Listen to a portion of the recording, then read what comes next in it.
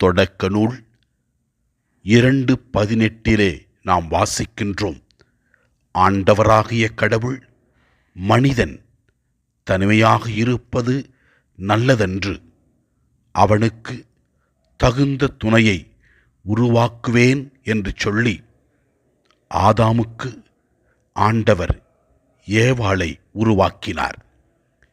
இதன் மூலமாக திருமணம் என்னும் அருட்சாதனம் கடவுளால் இந்த உலகத்தில் கொண்டு வரப்பட்டது என்பதை பற்றி விளக்குகிறது.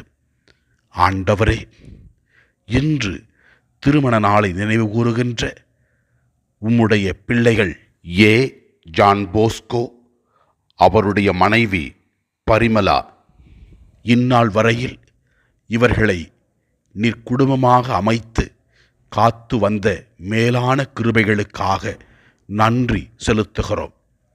இனி வருகிற நாட்களிலே இவர்களை ஆசீர்வதியும்.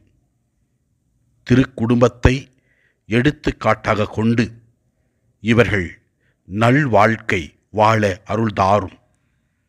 பரிசுத்த ஆவியினுடைய கனிகளை அனுபவிக்கவும், பரிசுத்த ஆவியினுடைய கொடைகளாகிய ஞானம் நிறைந்த சொல்வளத்தையும், அறிவு செறிந்த சொல்வளத்தையும், நம்பிக்கையும், பிணி தீர்க்கின்ற ஆற்றலையும், வல்ல செயல்கள் செய்கின்ற ஆற்றலையும் இவர்கள் குடும்பத்திலே கொடையாக பெற்று செய்கின்ற செயல்களில் வெற்றி காண அருள்தாரும். எல்லாம் வல்ல இறைவன், தந்தை, மகன், தூய ஆவியார் உங்களை ஆசிர்வதிப்பாராக.